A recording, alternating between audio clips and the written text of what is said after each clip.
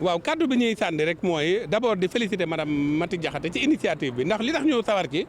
mooy daaw bi ñuy ñëwee ñu tombeek journée de l'épargne am ñu laajte ndax daan nañ ko organiser sama directeur de la microfinance nekk fii ci sama ndeyjoor wax ma ne mosuñu ko organiser ma ne déedéet loolu dañ ko war a organiser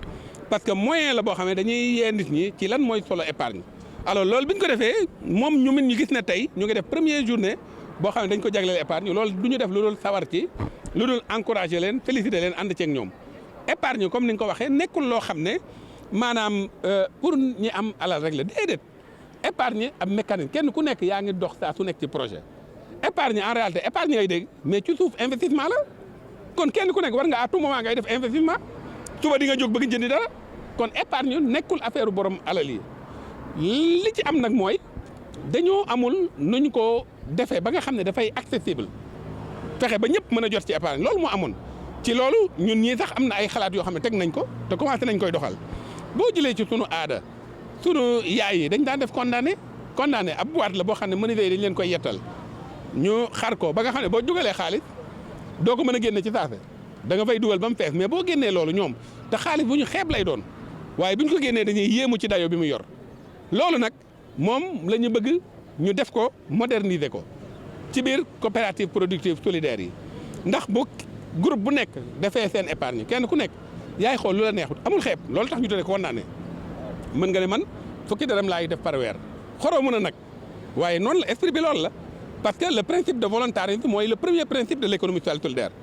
léegi kooku bu dee man fukk laay def keneen ne 1000 keneen ne junni xaw ma ne 2000 moo xam léegi ñooñu ñëpp nag boo leen boolee ci biir épargne li tax muy nekk condamné mooy mënoo jël lépp da ngay jël ba 80%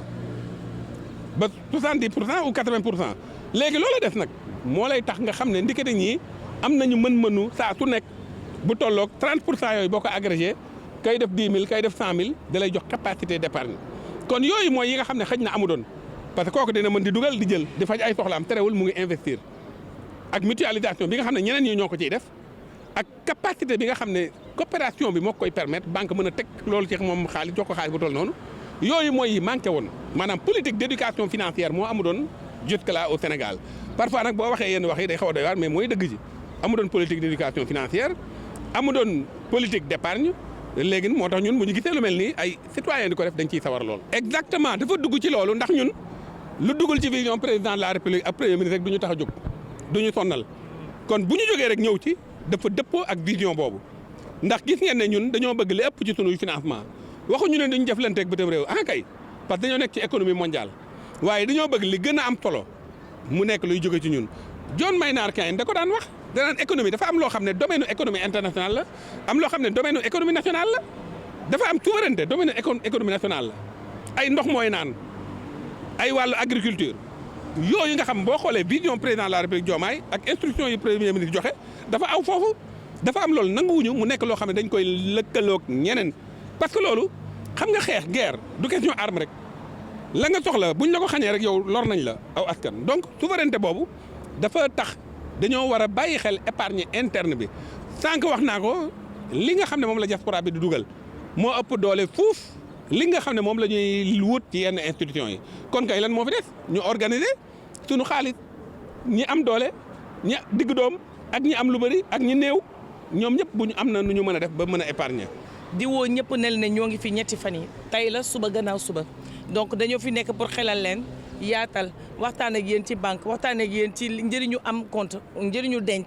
njëriñu ñëw laajte ki la war a xelal mu xelal la pour nga liggéey nga tabax nga jënd kër nga jënd oto mën na ne de cherul de ni ko ministre bi waxee sànq condamné du 10 000 du 100 000 mën a tàmbale ci 100 francs mën a tàmbale ci 1000 francs mais xamuñu ñun dañoo xamul moo tax jéemuñu ko comme xamuñu nag ñun ñii man ak sama équipe ñu ne nañu jéem a def ñun li nga xam ne dina tax ngeen xam population bi xam ne dafa am solo que épargne mooy li nga xamante ne ni moom rek a mën a génne réew ci ndóol comme niñ ko waxee dafa am solo de te bariwul soxlawuñu milliards bu ñu nekkee 10 tontine comme tontine la baax na waaye li ci neex mooy foofu moom yàlla dina la suturaal ba benn problème du am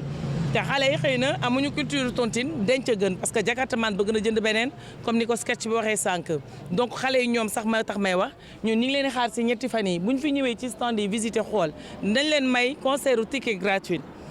ticket concert gratuit autant pour moi bu ñu ñëwee ku ñëw rek yegg si nañ la may ñun ay ticket parce que loolu la ñu bëgg dajale ñëpp après bu ñu paree ci lii jàngat xamle ñu feetandoo ensemble dimanche lay doon concert bi ñu ngi ciy xaar Tarba Mbaye am na Baye Mass Rema Diop dina ñëw El Hadj Keita dina ñëw ak ñeneen kàngam ku ñëw ci musée bi rek am nga ticket parce que en fait c'est ça l'idée c'est que suñu jeunesse kontaan suñu jeunesse xam li leen war que tey jii nii fii ak quelques at yenn problème yi do man de kenn du la woon ne la amoo Orange Money foofu déedéet yow yaay dem ñu lay teral loolu rek ñu ci tax a jublu. On parle d'épargne, cela nous intéresse parce que vous savez que les caisses de dépôt sont des modèles qui sont bâtis autour de la mobilisation de ressources domestiques. Les caisses de dépôt existent à travers le monde. C'est en Russie, leur caisse de dépôt a été créée en 1712. En France, leur caisse de dépôt a plus de 200 ans. La caisse de dépôt marocaine a plus de 60 ans. Celle sénégalaise a été créée par la loi 2006-04 du 4 janvier 2006. Donc, elle fêtera bientôt ses 20 ans. Aujourd'hui, elles sont des solutions pratiques auprès des États qui sont très endettés. Vous savez que le Sénégal est un pays un peu endetté et que des choses ont été découvertes il n'y a pas longtemps, portant sur les finances publiques et montrant une certaine nécessité de se mobiliser, de mesurer notre capacité interne de mobilisation de ressources pour un peu pallier à ces restrictions que nous avons et dont le Premier ministre parle souvent et qui sont fléchées sur le comportement de certaines institutions financières qui parfois aussi déteignent sur ces banques qui ne suivent pas forcément nos autorités. Je dois dire aussi, il faut savoir au Sénégal, on ne le dit pas souvent, que les banques ne sont locales, ne sont nationales que de nom. Si je vous disais qu'une nationalité africaine détient 54% des banques sénégalaises. Donc, qui détient ces banques, finance son économie, qui finance son économie, l'oriente dans les segments pour lesquels vous ne serez pas en concurrence avec son économie propre. Ceci dit, que le Sénégal devrait travailler à un peu mesurer sa capacité de mobilisation de ressources pour un peu pallier à ses difficultés d'endettement, mais aussi pour financer son économie de manière pérenne et stable. C'est la raison pour laquelle la Caisse de dépôt est sponsor de cet événement, dont nous félicitons les organisateurs, mais aussi s'il y avait des travaux supplémentaires, s'il y avait d'autres organisations qui devraient nous permettre de porter le message sur l'étendue du territoire, de faire de sorte que l'ensemble des acteurs qui sont ici à Dakar, mais aussi qui sont au niveau des territoires, parce que si la Caisse de dépôt se positionne comme banque des territoires, nous pourrions avoir comme interlocuteurs les élus locaux, parce qu'aujourd'hui, nos collectivités sont en très forte demande de finances, n'ayant pas forcément accès à cause de nombreuses restrictions, mais aussi les banques commerciales ne pourraient pas suivre les collectivités qui ont besoin de ressources longues et stables sur des périodes de 10, 15, 20 ans.